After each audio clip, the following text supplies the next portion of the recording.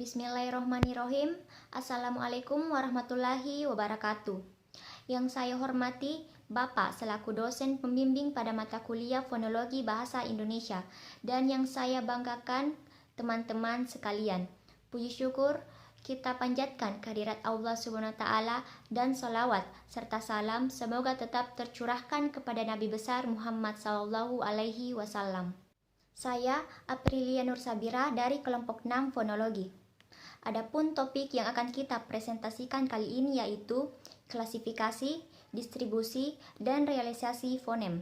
Sebelumnya, saya akan memperkenalkan anggota kelompok 6, yang dimana anggotanya bernama Afdaluddin Anwar dan Sepnita Dolla. Baik, langsung saja kepada pemateri pertama, saya persilahkan untuk memaparkan materinya. Klasifikasi fonem. Klasifikasi fonem terbagi tiga, yaitu fonem lokal, fonem diftong, dan fonem konsonan. Yang pertama, fonem lokal. Bunyi vokal yang dihasilkan oleh udara yang keluar dari paru-paru dengan tidak mendapat hambatan. Jenis vokal ditentukan oleh posisi bibir, tinggi rendahnya lisa, dan maju mundurnya lidah. Posisi bibir bundar menghasilkan vokal bundar O, U, dan A. Posisi bibir berbentuk rata menghasilkan vokal tak bundar I dan E. Ujung dan belakang lidah dalam posisi naik menghasilkan vokal depan I dan E. Jika hanya lidah belakang yang diangkat, maka menghasilkan vokal belakang U, O, dan A. Jika posisi lidah rata, maka menghasilkan vokal tengah dan pusat. Apabila lidah dekat dengan alveolum, menghasilkan vokal atas I dan U. Jika lidah dalam posisi mundur, maka menghasilkan vokal tengah. Posisi lidah mundur jauh di belakang menghasilkan vokal bawah A. Yang kedua, fonem diftong. Bunyi diftong adalah dua huruf rangkap yang diucapkan dalam satu kesatuan waktu. Perhatikan kata-kata ramai, pantai, dan pulau.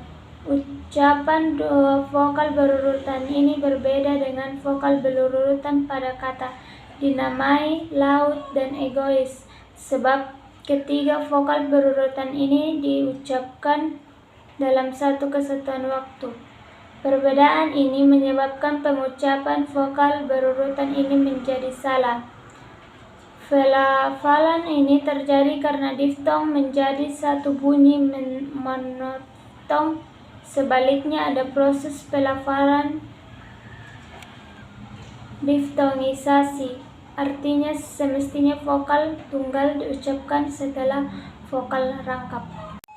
Yang ketiga, fonem konsonan. Konsonan adalah bunyi yang dihasilkan dengan mengeluarkan udara dari paru-paru mendapatkan hambatan.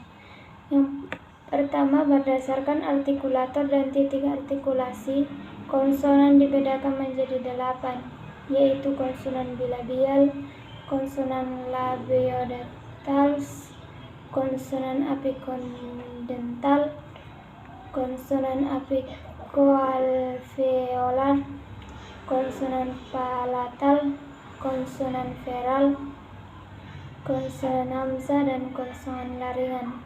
Yang kedua, berdasarkan halangan atau hambatan terhadap udara waktu keluar dari paru-paru, konsonan dibedakan menjadi 6, yaitu konsonan hambat atau stop, konsonan frikatif, konsonan spiral, konsonan liquida atau lateral, dan konsonan getar atau trill.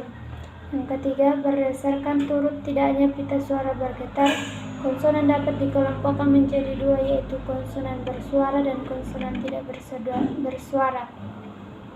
Yang keempat, berdasarkan jalan yang dilalui udara, konsonan dibedakan menjadi 2, yaitu konsonan oral dan konsonan nasal. Distribusi fonem. Distribusi fonem ada 2, yaitu distribusi komplementer dan distribusi bebas. Yang pertama, distribusi komplementer. Distribusi komplementer adalah distribusi yang tempatnya tidak bisa dipertukarkan juga tidak akan menimbulkan perbedaan makna. Sifatnya tetap pada lingkungan tertentu. Contoh fonem P dalam bahasa Inggris ada 3. Yang pertama pace yang beraspirasi, 2 spies yang tidak beraspirasi, 3 map yang tidak diletupkan. Yang kedua distribusi bebas. Distribusi bebas bahwa alofon itu boleh digunakan tanpa persyaratan lingkungan bunyi O dan J adalah alofon dari fonem O, maka dapat kata obat dilafalkan obat atau obat. Dalam distribusi bebas ini ada operasi bunyi yang jelas merupakan 2 buah fonem yang beda karena ada pasangan minimal, tapi dalam pasangan lain ternyata hanya varian bebas seperti fonem. Cara menentukan atau mengklasifikasi fonem yang lain dengan cara mengklasifikasikan pada bunyi fonetik, yakni perhatikan unsur suprasegmental, ada bunyi vokal dan konsonan. Realisasi fonem. Realisasi fonem adalah pengungkapan yang sebenarnya dari ciri atau satuan fonologis, yakni fonem yang menjadi bunyi bahasa. Realisasi fonem sebenarnya sama dengan bagaimana fonem itu dilafalkan. Hanya masalahnya jika di Indonesia yang melafalkan fonem-fonem bahasa Indonesia sangat banyak variasinya. Hal ini berkenaan bahwa bangsa Indonesia terdiri atas berbagai etnis dan berbagai bahasa daerah, sehingga melafalkan fonem-fonem bahasa Indonesia pasti dipengaruhi oleh sistem fonologi bahasa daerahnya. Selanjutnya untuk pemateri kedua dipersilahkan untuk memaparkan materinya. Baik, Assalamualaikum warahmatullahi wabarakatuh. Sebelumnya perkenalkan, nama saya Afdaldin Anwar selaku pemateri kedua. Baik, langsung saja saya paparkan materi yang akan saya bawakan, yaitu jenis-jenis realisasi fonem. Realisasi fonem vokal. Yang pertama yaitu vokal I. Realisasi atau lafal vokal yang dianggap umum adalah yaitu pada huruf I pada semua posisi seperti pada kata itu, pipi, jari, klinik. Dan yang kedua, realisasi vokal yang dianggap tidak umum. Contohnya pada huruf I dengan tanda tanya, yaitu seperti pada kata jari dengan tanda tanya di belakangnya, itu pelafalannya beda dengan jari yang tidak ada tanda tanya di belakangnya. Contohnya, intonasinya jari yang ada tanda tanyanya yaitu jari, dan jari yang tidak mempunyai tanda tanya pelafalannya itu jari. Dan yang ketiga, vokal E. Realisasi atau lafal vokal yang dianggap umum adalah pada vokal E, yaitu pada semua posisi seperti pada kata ekor, memah, jahe. Yang keempat, vokal E. Vokal E ini bentuknya berbeda dari vokal E sebelumnya, karena di mana vokal E ini dalam penyebutannya itu panjang. Contohnya, realisasi atau lafal vokal yang dianggap umum adalah pada vokal E ini. Contohnya pada kata empat, itu intonasi pada huruf E-nya itu panjang. Contohnya seperti empat. Dan telinga pada kata ke. Dan yang kelima, vokal A. Realisasi atau lafal vokal yang dianggap umum adalah terdapat pada semua posisi seperti kata asal, sukar, mata. Dan yang keenam, vokal O. Pada vokal O, contohnya itu O yang terdapat pada semua posisi seperti dari kata oleh, kota, soto. Dan yang ketujuh, yang terakhir, yaitu vokal U. Realisasi atau lafal vokal ini dianggap umum. Contohnya pada U terdapat pada semua posisi, yaitu pada kata ulah, buruh, kayu. Selanjutnya untuk realisasi fonem pada diftong. Yang pertama pada diftong AU. Realisasi diftong ini dianggap umum adalah yaitu pada huruf A dan W atau AU, seperti pada kata kalau. Kalau itu sebenarnya huruf terakhirnya itu A dan U, tetapi mengandung unsur pada saat pembunyiannya itu seperti terdengar seperti huruf W. Contohnya seperti kalau. Itu biasa A dan U-nya itu terdengar seperti huruf W. Dan realisasi diftong yang tidak dianggap umum. Contohnya, kalau pada huruf O pada kata kalau. Kalau itu dapat menjadi terdengar seperti huruf O, yaitu kalau. Itu tidak umum ya. Jadi untuk O itu tidak umum pada kata kalau. Jadi untuk diftong AU selanjutnya pada kata kalau dibaca kalau. Kedua, diftong AI. Realisasi diftong ini dianggap umum adalah pada huruf AY, A dan Y, atau ai, seperti pada kata sampai.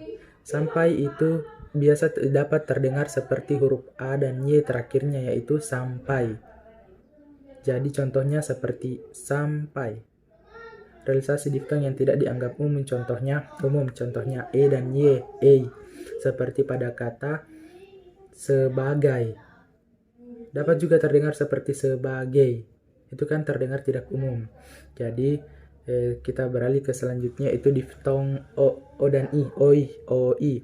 Realisasi diftong ini dianggap umum adalah kata OI seperti pada kata amboy. Amboy itu sebenarnya huruf terakhirnya O dan I, tetapi terdengar seperti amboy. ASIS 2008, KR 2009, DOLA 2006. Selanjutnya, realisasi fonem untuk konsonan. Realisasi fonem konsonan ada 24, tapi saya akan menyebutkannya 5 dari yang 24 itu. Yang pertama, konsonan B. Realisasi konsonan ini dianggap umum, yaitu pada konsonan B. Contohnya terdapat pada posisi awal dan tengah seperti bahasa, ibu.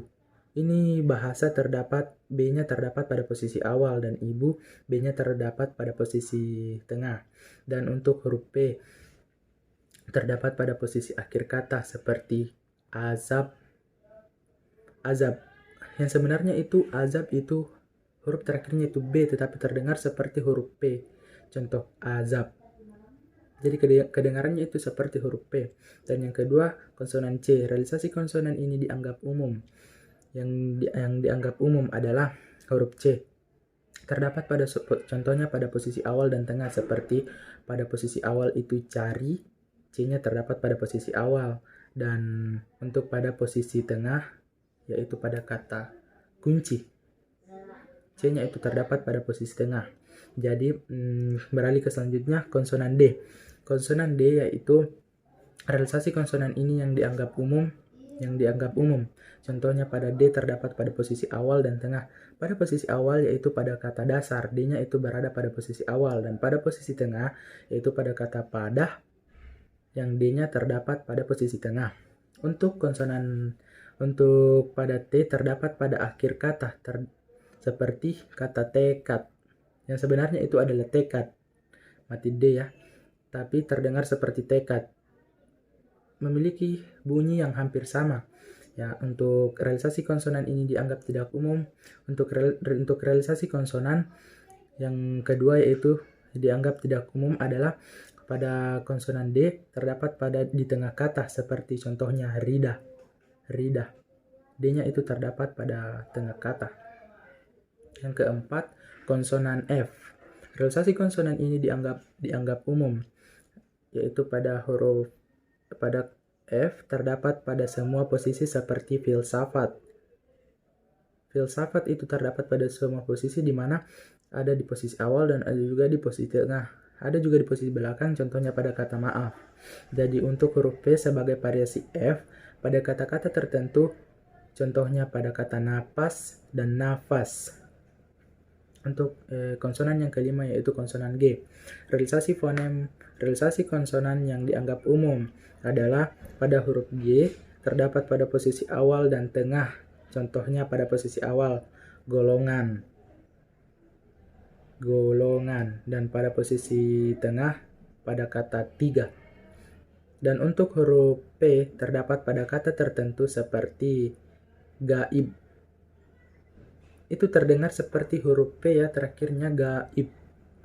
Padahal itu ada huruf B-nya, gaib. Dan yang ketiga yaitu huruf K. Terdapat pada akhir kata seperti dari kata bulog. Bulog, gudeg. Bulog, gudeg. Nah, itu terdengar seperti huruf K, dan sebenarnya terdapat unsur G, yaitu dari kata bulog, tapi terdengar seperti huruf K. Nah, itulah realisasi fonem berdasarkan konsonan. Saya kira itu materi yang dapat saya paparkan. Selanjutnya saya serahkan kepada moderator. Baik, selanjutnya pemateri ketiga, yaitu saya sendiri. Realisasi fonem. 2. Fonem dan grafem. Menurut Kamus Besar Bahasa Indonesia, fonem adalah satuan bunyi terkecil yang mampu menunjukkan kontras makna. Fonem juga merupakan sebuah istilah linguistik dan merupakan satuan terkecil dalam sebuah bahasa terkecil yang masih bisa menunjukkan perbedaan makna.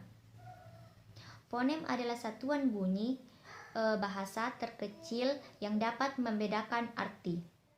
Ilmu yang mempelajari tentang fonem disebut fonemik.